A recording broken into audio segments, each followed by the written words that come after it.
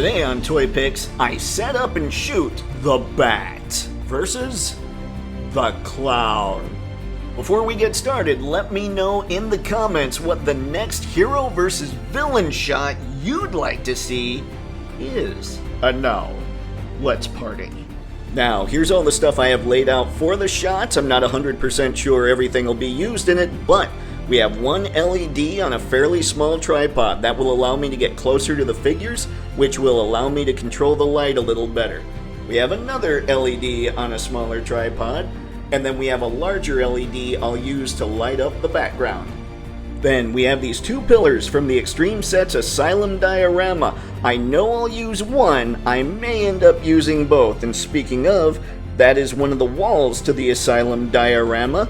And now some of the accessories that may or may not show up in the shot. We have a Ziploc bag with Batman parts, another with Joker parts, we have some Joker playing cards, we have barrel, we have a green chair, we have all kinds of little Joker style weapons.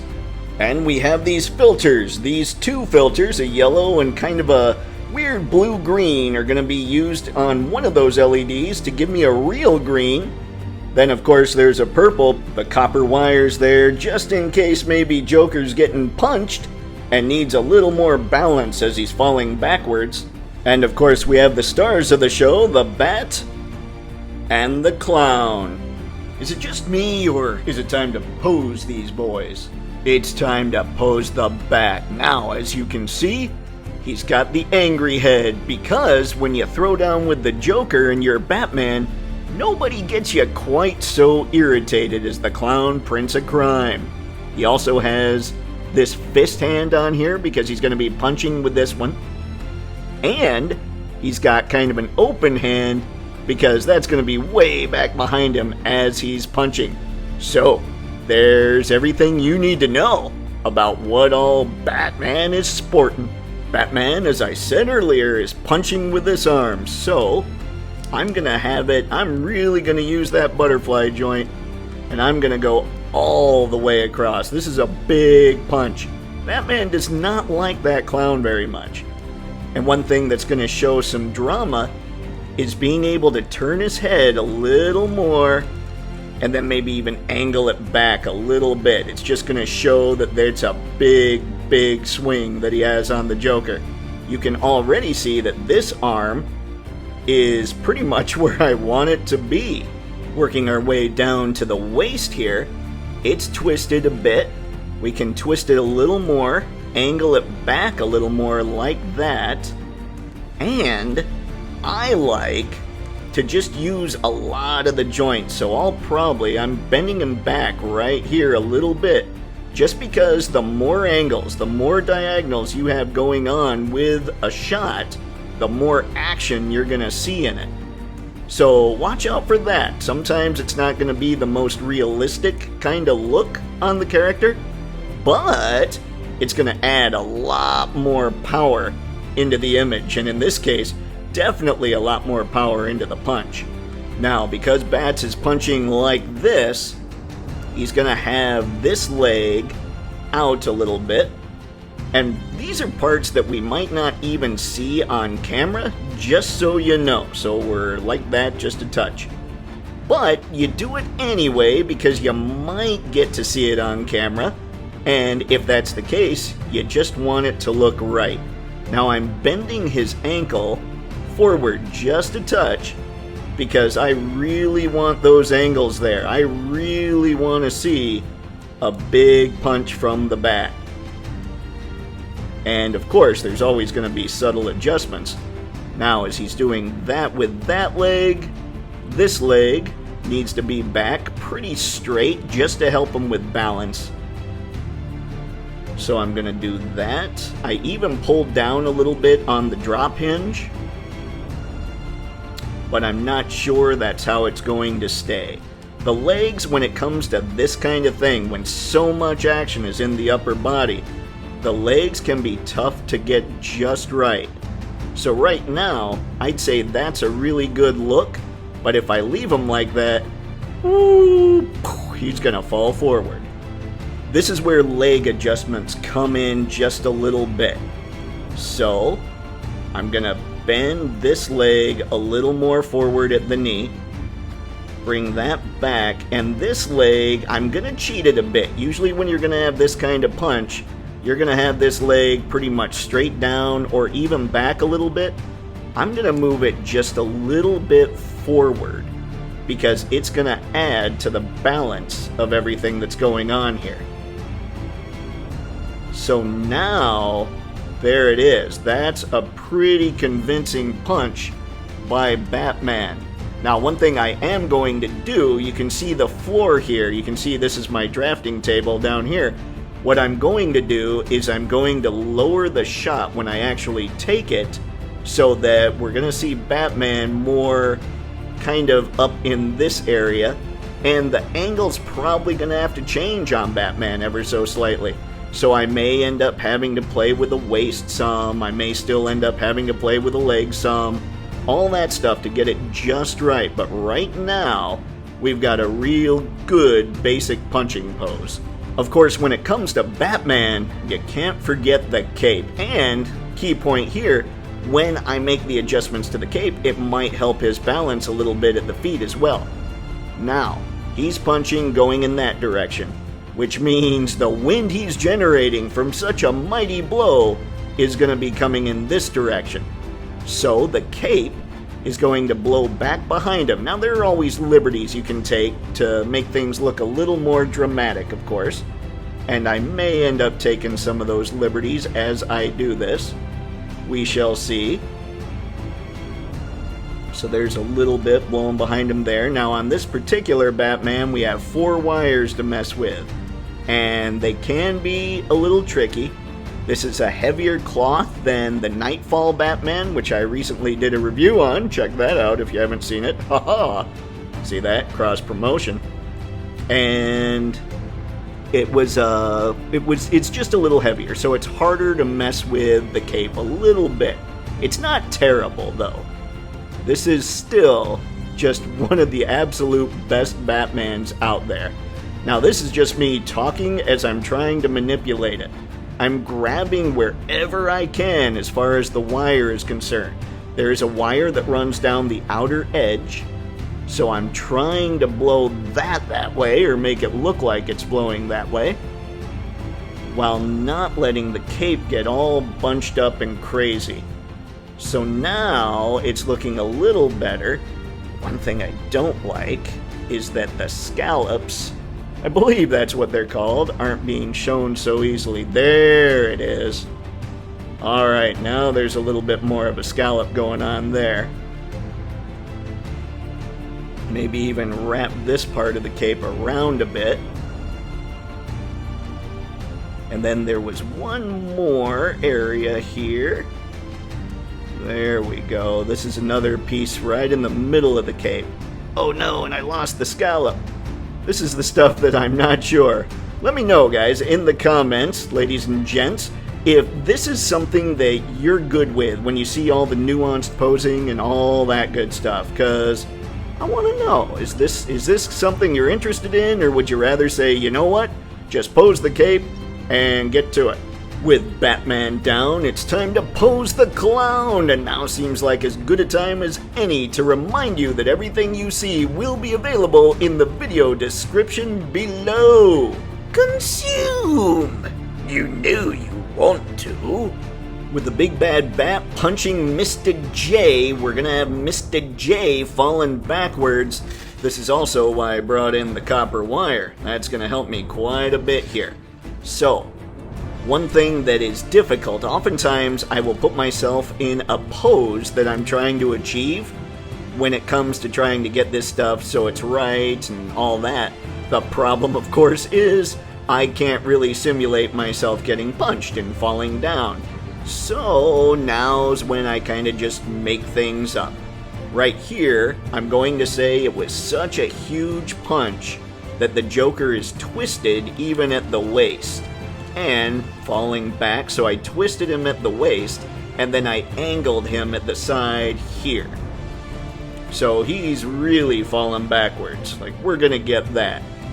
This hand here, just holding the knife, but it's not gonna be doing a whole heck of a lot. this hand will just have straight back. It might be that I angle this hand up a little bit like he's falling down and is trying to catch himself. In fact, let's do that right now. There I go. And remember, when you're doing stuff like this, try to keep the thumb, like the opening of the hand, so that it's level with the bicep a little bit, so that it's parallel to the bicep. That's not always how poses work, but if you try twisting your hand on your forearm, you'll see that it's a little less comfortable than just leaving it how it normally is. So it's just a good thing to keep in mind. I moved Batman back just a little bit so I have a little more room to work. Right now, this is probably pretty close to the angle that we'll see with the Joker. But if he's trying to catch himself, I'll go back a little further there. And then the legs, one thing that could add a little bit of fun to this is if one of the legs is just way kicked up.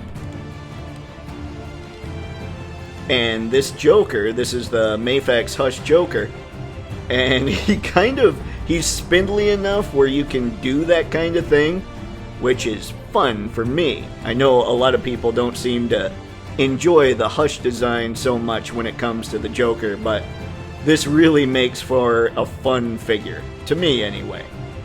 So that leg I just have popping up, maybe depending on the range, let's see. I'm bringing it forward just a little towards us so that it's seen a little easier. And now there's all that going on. Probably, I keep making adjustments to the Joker here without knowing exactly what's going on. This will be me at some point, I'm sure, looking through the viewfinder on my camera to see what I think.